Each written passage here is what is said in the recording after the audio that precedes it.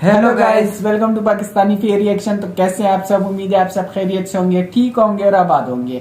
हमारी दुआ यही है आप खुश रहें, आबाद रहें। मेरा नाम है फान। मेरा नाम मंसूर। सुगैस लेकर आ गए एक और नई बिल्कुल। वीडियो। जैसा कि आप सब भाइयों को यार पता होगा कि हमारे इंडिया में, हमारे भारत में कितने बड़े बड़े स्टैचू हैं। बिल्कुल। अभी इसमें से आज हम जानेंगे भाई statue of unity versus status of liberty, full comparison. मतलब यूएसए के साथ और अपना भारत जो है इसके साथ सारा कुछ कंपेयर करेंगे। स्टैचू के बारे में हाँ। तो इंडिया हर चीज में आगे। स्टैचू के बारे में भी जानेंगे कि यार इसमें कितना आगे, मतलब कितना आगे, ज्यादा है या थोड़ा है, बड़े हैं कितने। हाँ। इसके तो वीडियो को ओरिजिनल एक आप सब भाइयों को मिल जाएगा डिस्क्रिप्शन में। तो कार्डन करते हैं 3, 2, 1 एंड स्टार्ट।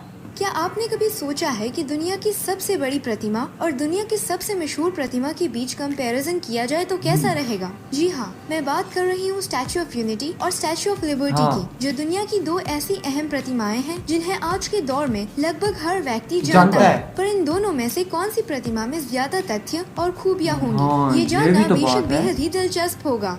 तो आज के इस वीडियो में हम भारत की स्टैचू ऑफ यूनिटी को यूनाइटेड स्टेट्स ऑफ अमेरिका की स्टैचू ऑफ लिबर्टी से कंपेयर करेंगे। इस वीडियो का पूरा लाभ लेने के लिए आखिर तक जरूर बने रहिए। मैं हूं आपकी होस्ट और दोस्त नताशा और आप देख रहे हैं इंडिया टॉप फैक्ट्स। नंबर 1, अगर बात करें प्रतिमाओं के निर्माण की तो यूनाइटेड स्टेट ऑफ अमेरिका की स्टैचू ऑफ लिबर्टी के ज्यादातर पार्ट्स फ्रांस में बनाए गए थे और इस स्टैचू के नीचे का हिस्सा यानी पेडेस्टल पूरी तरह से अमेरिका में बना था। वर्तमान में statue of liberty New York city के लिबर्टी आइलैंड पर स्थित है। वही स्टैचू ऑफ यूनिटी का निर्माण पूरी तरह से हिंदुस्तान के गुजरात में ही हुआ था। आज स्टैचू ऑफ यूनिटी गुजरात की केवडिया कॉलोनी में नर्मदा नदी पर स्थित है, जो सरदार सरोवर डैम के करीब है। नंबर 2, हर प्रतिमा को बनाने के पीछे कुछ न कुछ कारण जरूर होते हैं। तो आइए जानते हैं इन दोनों प्रतिमाओं के निर्माण का कारण। स्टैचू ऑफ लिबर्टी फ्रांस में बनाई गई थी। ये स्टैचू फ्रांस के लोगों की तरफ से अमेरिकन को तोहफे के तौर पर दिया गया था। ये स्टैचू अमेरिका के इंडिपेंडेंस, फ्रीडम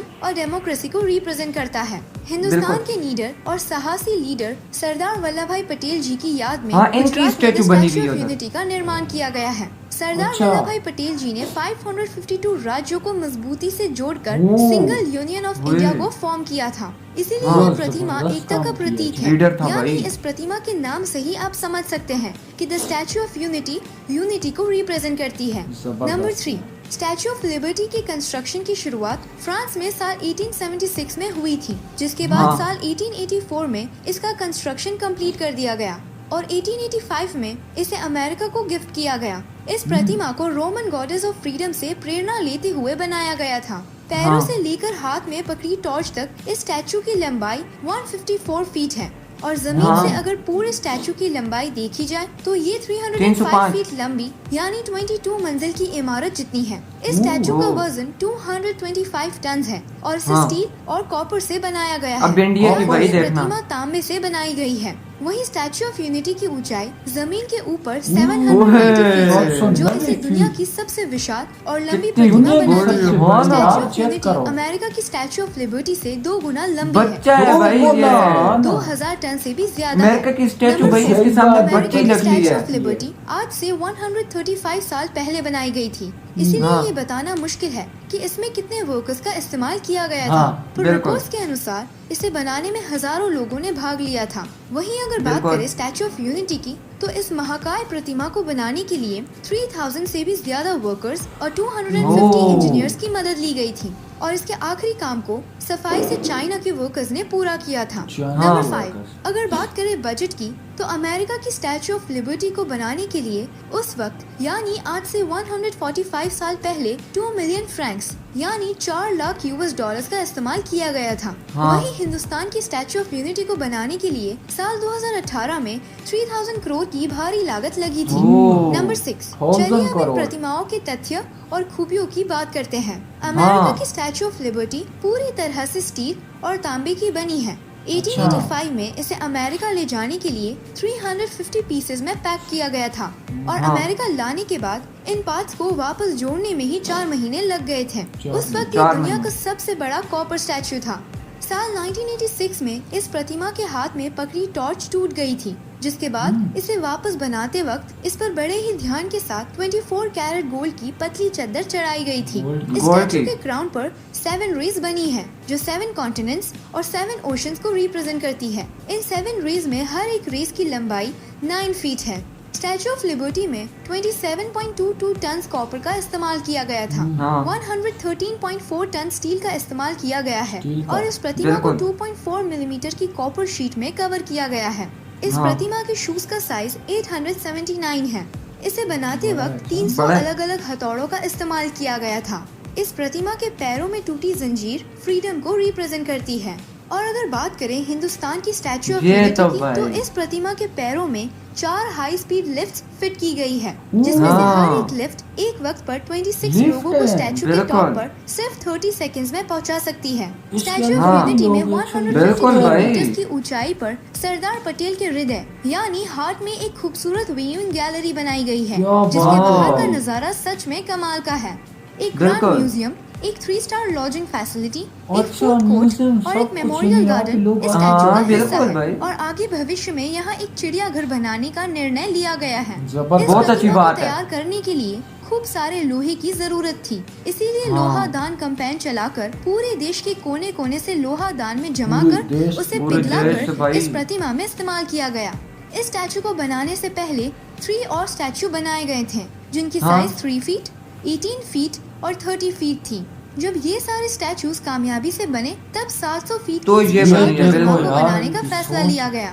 15 महीने की प्लानिंग और 40 महीने के कंटिन्यूस कंस्ट्रक्शन के बाद इस प्रतिमा को सफलतापूर्वक बना दिया गया। इस स्टैचू को बनाने के लिए 6,500 ton structural steel, 18,500 ton thicken steel और 2 करोड़ 25 लाख किलोग्राम सीमेंट की आवश्यकता पड़ी। तांबे के अलावा 4 अलग अलग धातुओं का मिश्रण कर इस प्रतिमा को खड़ा किया गया।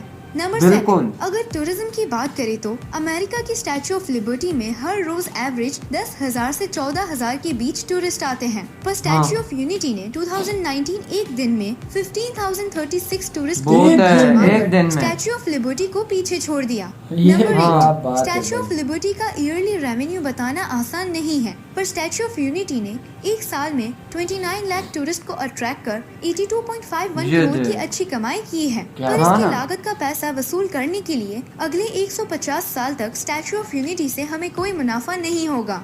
नंबर 9, स्टैचू ऑफ लिबर्टी को गुस्तावे आईफिल ने डिजाइन किया था। गुस्तावे आईफिल वही व्यक्ति है जिन्होंने आईफिल टावर को भी अपनी डिजाइन दी थी। वहीं स्टैचू ऑफ यूनिटी को मशहूर हस्ती रामवीर सूत्र ने डिजाइन किया है। नंबर 10, स्टैचू ऑफ लिबर्टी पर हर साल 300 से ज्यादा बार बिजली गिरती है, पर ये आज भी पिछले 140 साल से मजबूती से खड़ी है और वैज्ञानिकों के अनुसार ये अगले हजारों सालों तक टिकी रहेगी। वहीं अगर बात करें हमारे स्टैचू ऑफ यूनिटी की, तो स्टैचू ऑफ यूनिटी अगले 100 सालों में अपना रंग बदलकर हरा हो जाएगा।